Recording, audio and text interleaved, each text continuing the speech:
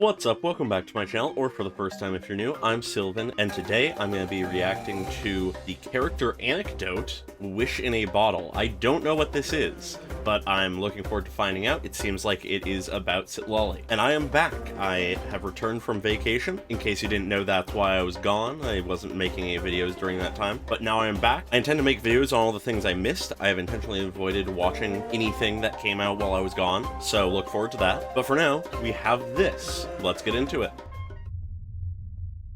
I'm sorry, child. Okay. If you want this poor thing to survive, only she can help you. Interesting animation immediately. Okay, getting animated treatment here.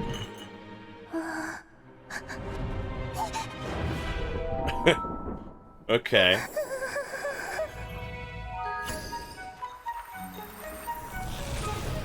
Ooh.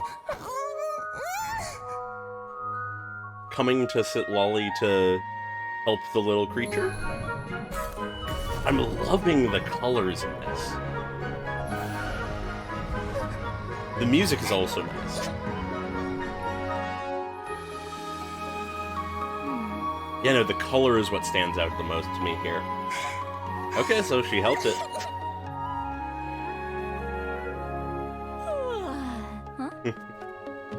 This is some nice animation.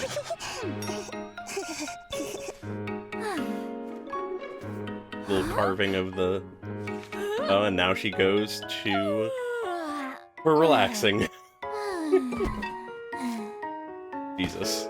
Oh, and that's how we get to that scene, okay.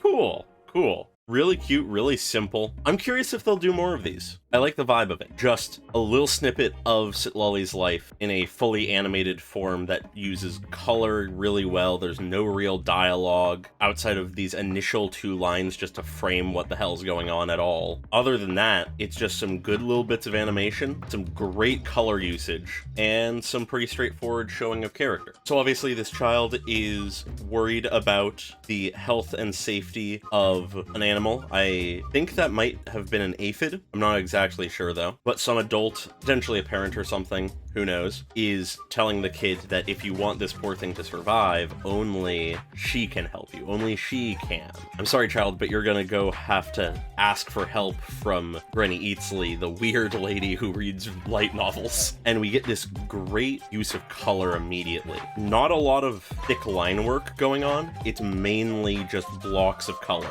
Really, the only clear line work is like on the top here, but the jar itself seems to be completely just color. And we have that jar, which we know is the jar the little aphid is in, drop underneath the surface of some water or whatever, and burst out into this plume of pink and yellow color as it continues to sink down, becoming this just mote of energy and light. But when the speaker says she can help you, a hand comes out. Once again, still just blocks of color, and that mote of light holds in her hand. And I love how they're doing the light and color of all of this, in this shot in particular, because they're not fully drawing out the hand. They're just having the mote of light illuminating her palm and bits of her fingers, implying the rest of the shape, but not actually showing it. We get a lightning strike as we go to more traditional animation. The kid goes through the door to meet with Granny Citlali and finds what looks like a murder scene at first, but I immediately knew that would not be the case.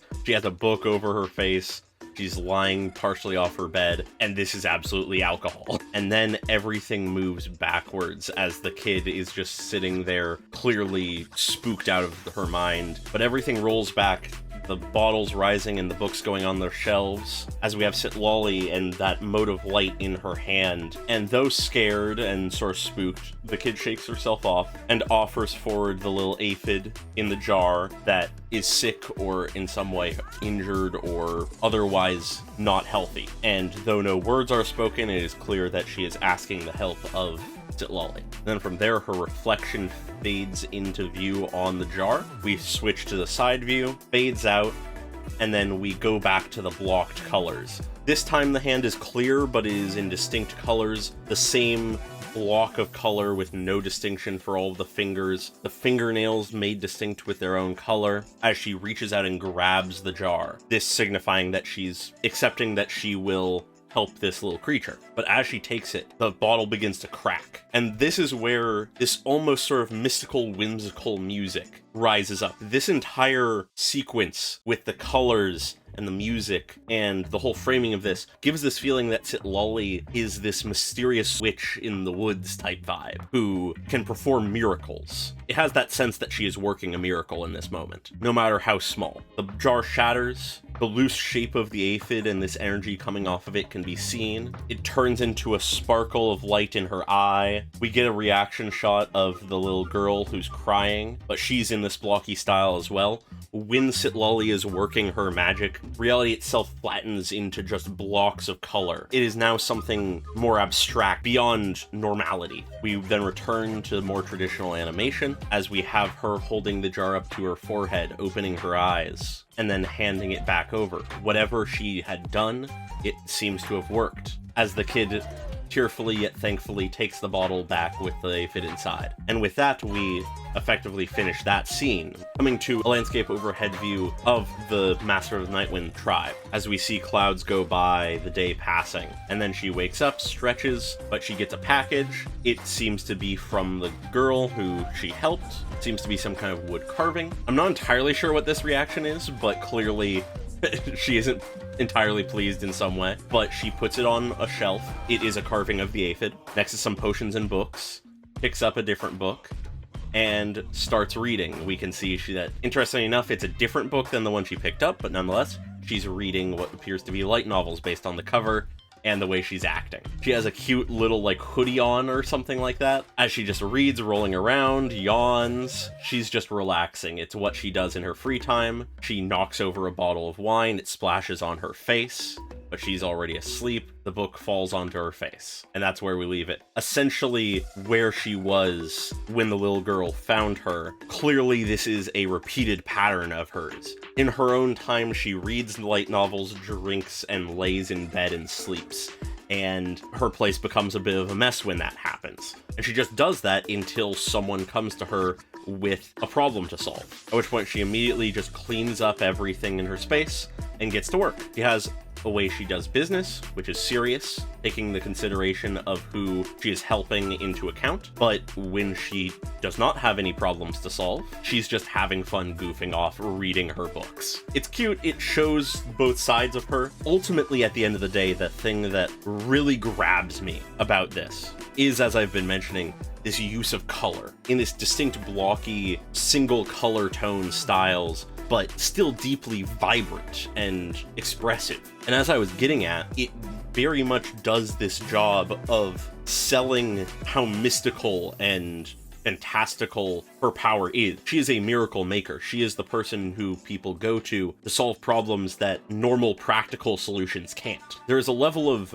mystical whimsy shown via this color that I haven't seen expressed like this well in a while, but I like quite a bit. Other than that, quite straightforward. Visually is quite nice, and the music just works with that to elevate it. But with that, I think I'll leave it there. I think this was a really solid little video that I don't really know what to make of its position and everything, but based on the fact that they're not just giving it a one-off name, but calling it a character anecdote, makes me think that we might see more of these. Perhaps these are meant to be Genshin's equivalent to the Moments Among the Stars of Star Rail. I would not be upset if we started getting those as well, especially if they're doing stuff like this, because I'm very fond of visually what is going on here. I find it interesting that they had it for Citlali rather than for Mavica. Perhaps they'll release another one for Mavica sometime soon, but either way, it works great, and I enjoyed it quite a bit. And I also feel it works quite well to sort of phase me back into doing this, because it has been a minute. I recognize that. I've been itching to get back to it. I just wasn't home and didn't have a portable setup really to record videos. So with that, as I said in the beginning, I will be getting back to making videos. From here on out, I should be releasing things when they come out as usual, but I will also be going back and making videos on all the demos and teasers and special program stuff that I missed while I was on vacation. I can't guarantee how quickly that'll be coming out, as I want to pace myself, but I will try to get it out as soon as reasonably possible. So look forward to that. And with that, I will end things here. Feel free to like and subscribe if you enjoyed the video, leave a comment on your thoughts. I hope you all had a great day. Goodbye.